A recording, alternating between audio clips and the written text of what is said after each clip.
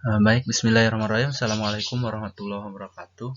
Selamat siang siswa-siswiku sekalian. Mudah-mudahan kita senantiasa diberikan kesehatan oleh Allah Subhanahu wa taala sehingga kita masih tetap bisa melaksanakan kegiatan pembelajaran kita walaupun pembelajaran di masa pandemi ini kita melaksanakannya secara daring. Semoga siswa dan siswi sekalian tetap bisa menjaga semangat belajar sehingga pembelajaran ini bisa berlanjut sampai ke pertemuan keempat untuk materi statistika. Nah, sebetulnya video pembelajaran ini sudah pernah Bapak buat kaitan dengan pembelajaran statistika, tetapi memang video pembelajarannya dibuat di Microsoft masih menggunakan 2016 kalau tidak salah, sehingga kalau misalkan dilihat dari ujung kanan bawah itu tidak tampak kamera seperti ini. Nah, untuk video kali ini Bapak coba gunakan Microsoft Office 2019 ya, sehingga bisa muncul wajah seperti ini nih ya, seperti di ujung kanan ya, pojok kanan bawah, maka akan nampak video seperti ini. Nah, untuk selanjutnya materi statistika ini memang materi awal untuk pertemuan atau bab pertama di kelas 11 ya. Anda bisa kalian lihat di sini. Ya, untuk kompetensi dasar pada materi atau pertemuan kali ini yaitu menganalisis ukuran penyebaran data tunggal dan data kelompok. Nah, adapun indikator pada soal ini yaitu menyelesaikan masalah yang berkaitan dengan ukuran penyebaran data tunggal dan data kelompok. Nah, untuk tujuan pada pembelajaran ini ya, nanti setelah kalian selesai melaksanakan kegiatan pembelajaran ini, tentu siswa diharapkan mampu menyelesaikan satu bentuk contoh soal atau soal autentik atau yang dinamakan dengan problem solving, sehingga soal itu bisa disajikan ke dalam satu bentuk grafik ya, yang tadinya memang soal itu masih soal cerita, kemudian dalam bentuk data yang masih tersebar atau yang dinamakan dengan data tunggal. Nah, selanjutnya untuk peta konsep ya, peta konsep bisa kalian lihat di sini. Yang pertama tentang bilangan ya, bilangan, kemudian pengukuran, statistika. Ini untuk materi prasyarat. Nah, kemudian di sini ada satu contoh soal ya, masalah autentik yang nanti kita bahas bersama-sama.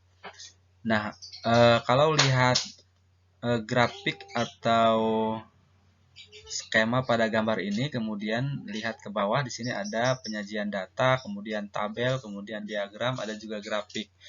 Nah, kalau misalkan dilihat dari ujung kiri ya, kalau nggak salah ujung kiri ini ya, ada pengumpulan data, kemudian wawancara, kemudian angket, ada juga observasi. Nah, untuk pokok bahasan ini nanti kita akan bahas pada pertemuan berikutnya, tapi untuk pertemuan ini kita akan coba fokus pada pengukuran ya, pengukuran tentang statistika, kemudian kalian nanti membuat tabel distribusi frekuensi, kemudian membuat tabel diagram, setelah itu membuat grafik histogram ya. Nah, ini pertemuan kita pada kali ini hanya fokus pada membahas sampai dengan ke membuat grafik histogram. Nah, sementara di ujung kanan ini ya, di ujung kanan ya ada pengolahan data. Pengolahan data ini juga tidak akan kita pelajari atau tidak akan kita bahas pada pertemuan kali ini. Kemudian rata-rata, di sini ada mean, modus, dan lain sebagainya. Itu akan kita bahas pada pertemuan-pertemuan yang akan datang, karena untuk statistik ini kita akan bahas di 4 pertemuan ke depan. Nah, ini contoh soalnya ya. Contoh soal, nah sebetulnya contoh soal ini masih yang kemarin ya, yang sudah Bapak sampaikan tadi, artinya sudah dibuat ke dalam satu bentuk video, tetapi masih menggunakan Office 2016 sehingga tidak ada tampak wajah seperti ini ya.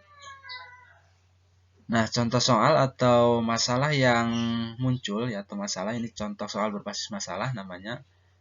Bapak bacakan, Kepala Sekolah SMK Negeri 13 Pandeglang ingin mengevaluasi hasil belajar siswa dan meminta guru untuk memberikan laporan evaluasi hasil belajar siswa ya.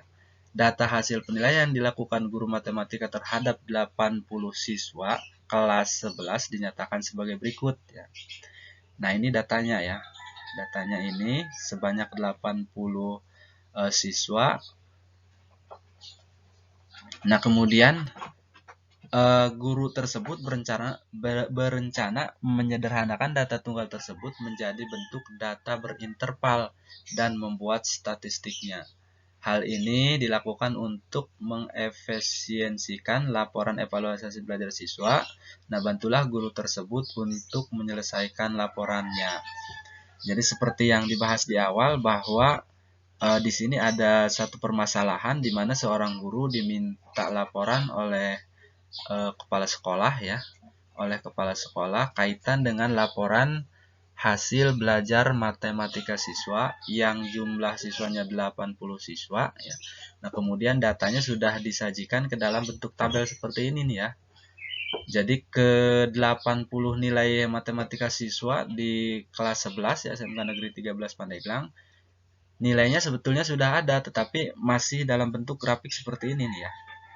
Jadi ada yang 61, kemudian 83, 88, 81, 82, 60, 66, 98, 93, 81 dan seterusnya sampai ke 80 nilai ya.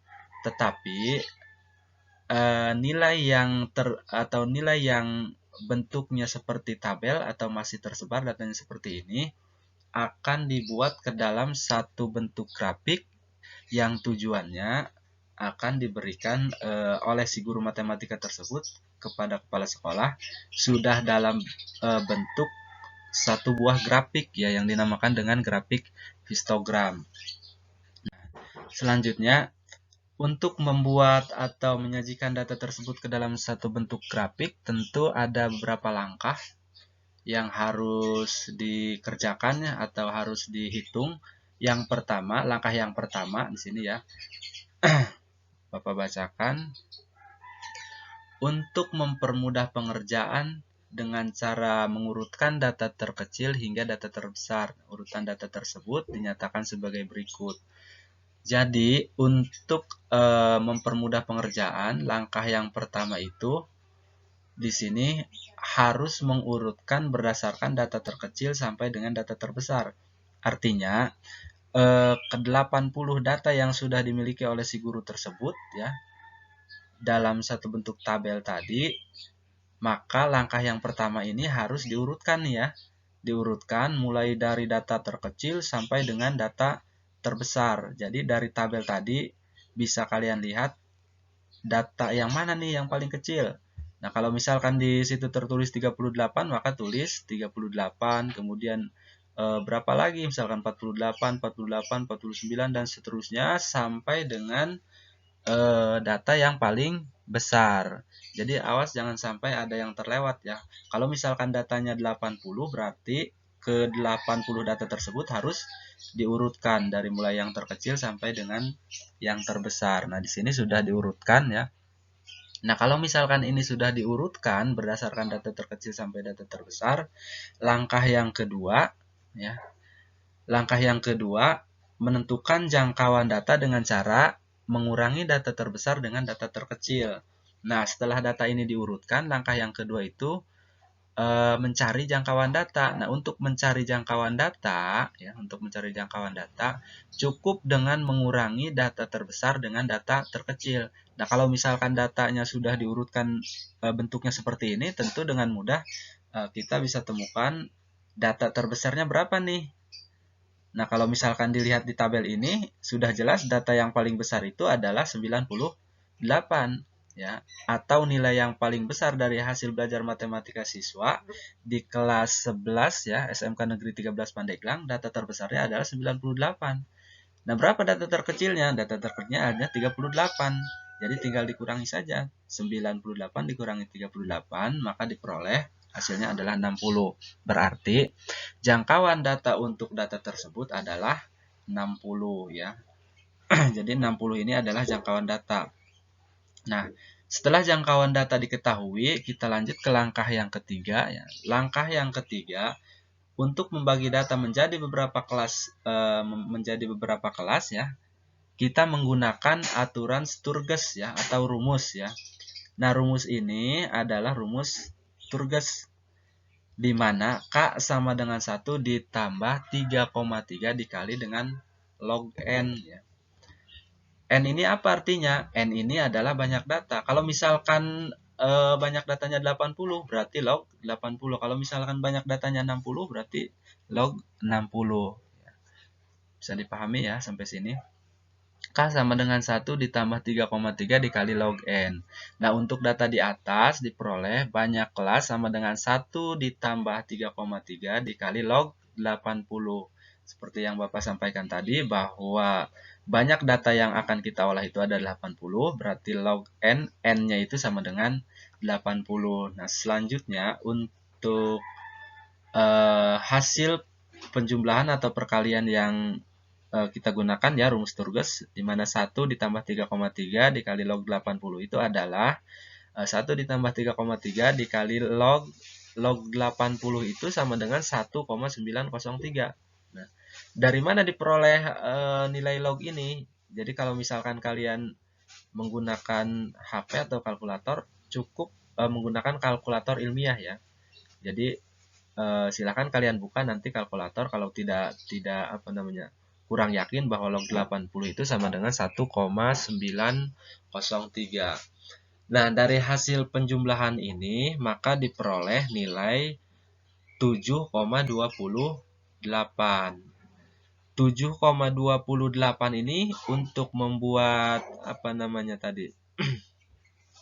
panjang kelas ya, atau banyak kelas, tentu ini harus dibulatkan ya, tidak mungkin 7,28. Nah, untuk pembulatan ketika angka di belakang koma itu 28, berarti pembulatannya harus ke bawah ya, berarti ke 7 nih ya pembulatannya.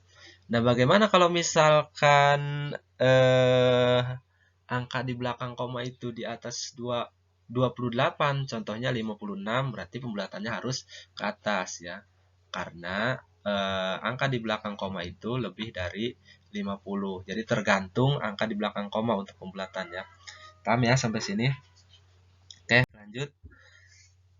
Nah, setelah langkah yang ketiga, masih ada nih ya 2 langkah lagi untuk menyajikan data tersebut ke dalam bentuk grafik histogram. Kita lanjut ke langkah yang keempat. Nah, langkah yang keempat ini menentukan panjang kelas ya.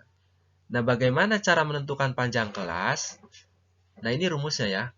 Karena tadi sudah kita dapatkan bahwa jangkauan datanya itu adalah 60, kemudian banyak kelasnya adalah 7, maka kita dengan mudah tinggal masukkan saja ke rumus ya. Jadi untuk mencari panjang kelas itu adalah jangkauan data dibagi banyak kelas. Berarti 60 dibagi 7.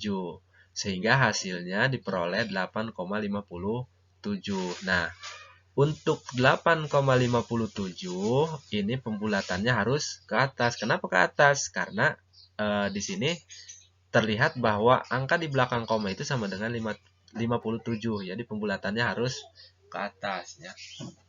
Nah, ini untuk langkah yang keempat. Nah, untuk langkah kelima ya, langkah kelima itu adalah membuat kelas interval. Nah, dari mana kita mendapatkan data untuk membuat kelas interval? Ya tentu dari sini ya. Tadi kan sudah diketahui bahwa banyak kelasnya itu sama dengan 7 ya. Panjang kelasnya sama dengan 9. Tinggal kita buat nih ya. Kita buat kelas pertama, kelas kedua, kelas ketiga sampai dengan kelas ke-7 ya, karena sesuai dengan data yang sudah kita peroleh tadi untuk banyak kelas 7 kemudian panjang kelas 9 ya. Nah, di sini tertulis 38. Nah, 38 ini dari mana?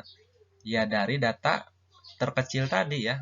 Karena data yang kita olah, data terkecilnya itu adalah 38, maka untuk kelas pertama itu harus dimulai dari 38. 38 kita tambahkan dengan panjang kelas. Berapa panjang kelasnya? Panjang kelasnya di sini 9 ya. Berarti 38 tambah 9 untuk penghitungannya dimulai dari 38 ya.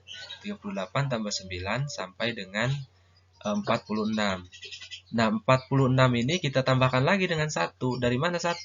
Itu sudah menjadi rumus yang sudah dibuat dari aturan yang tadi ya. Tambah 1 tambah 9 tambah 1 tambah 9 tambah 1 tambah 9 dan seterusnya ya. Sehingga sampai kepada kelas yang keberapa? Ke-7 ya. Sampai dengan kelas yang ke-7. Kalau misalkan datanya tidak sampai dengan 92, berarti ada yang salah nih ya. Kenapa salah? Karena kalau misalkan datanya jangkauan datanya atau panjang kelasnya tidak sampai 92 atau sampai 100, berarti ada data yang tidak masuk atau data yang tidak tercover ya. Jadi ini harus sampai dengan lebih dari nilai tertinggi tadi. Jadi seperti itu ya. Nah, kemudian lanjut ke langkah yang keenam. Langkah yang keenam ini adalah membuat tabel frekuensi ya. Nah, untuk membuat tabel frekuensi ya, jadi datanya kita ambil dari sini nih ya, dari kelas interval ya. Kelas interval dari 1 sampai 7 kita masukkan ke tabel ini ya. 38 sampai 46, 47 sampai 55, 56 sampai 64 dan seterusnya sampai kelas ke-7. Kelas ke-7 berapa? 92 sampai dengan 100 ya. Nah, untuk frekuensi kan bisa kalian lihat ya di sini. Di sini frekuensi tertulis 1, 5, 7, 12, 25, 22, 8 dan 80. Dari mana ini diperoleh? Ya dari nilai yang tadi ya. Nanti ketika nilai itu diurutkan kan tujuannya untuk mempermudah ya, mempermudah berapa nilai yang 38 sampai 46. Kalau misalkan sudah diketahui 1 ya tulis di sini 1, kemudian nilai yang 47 sampai 55.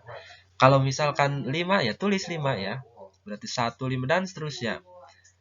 Nah, ketika ini dijumlahkan ya, ke bawah ya, ditarik ke bawah, maka jumlahnya itu harus 80 ya. Bagaimana kalau misalkan tidak 80, misalkan 70, berarti ada yang salah. Sudah pasti ada yang salah ya. Kalau misalkan ini frekuensi dijumlahkan ke bawah, ini jumlahnya tidak 80, itu yakin ada yang salah. Nah, bagaimana kalau misalkan lebih dari 80? Itu juga sama, ada yang salah. Jadi ketika frekuensi dijumlahkan ke bawah ini, jumlahnya harus tepat 80 ya, harus 80 pokoknya. Kalau kurang salah, kalau lebih pun juga salah. Berarti harus dihitung ulang ya. Ya paham ya sampai situ ya. Oke, lanjut. Nah, ini untuk langkah yang keenam. Jadi tujuan dari si guru matematika tadi sebetulnya ingin menyajikan laporan itu ke dalam satu bentuk grafik histogram yang seperti ini nih ya. Jadi tujuannya data yang diolah tadi tujuannya dibuat grafik seperti ini sehingga ketika dilaporkan atau diberikan kepada kepala sekolah dalam suatu bentuk atau sudah menjadi bentuk grafik histogram sehingga kepala sekolah tersebut tentu bisa dengan mudah membaca hasil belajar matematika siswa.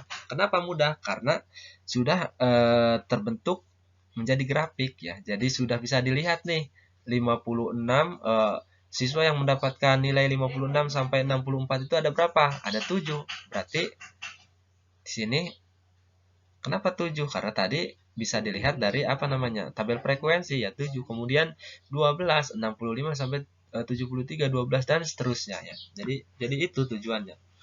Nah, bagaimana membuat grafik histogram ini ya? Nah, grafik histogram tentu datanya diperoleh dari tabel frekuensi ya. Kalau misalkan di sini tertulis 1, itu dari mana? Ya dari frekuensi tadi ya, dari tabel distribusi frekuensi. Ini 5 dari mana? Dari tabel distribusi frekuensi ya. Jadi itu kira-kira ya. Nah, itu kira-kira tujuan dari pembelajaran kita pada pertemuan kali ini yang diambil dari materi statistika kelas 11 ya.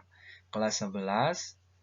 Nah, tujuan dari contoh soal tadi atau soal problem solving ya atau masalah autentik itu adalah menyajikan satu bentuk data ke dalam satu bentuk grafik histogram. Jadi ini sudah selesai ya sampai sini ya.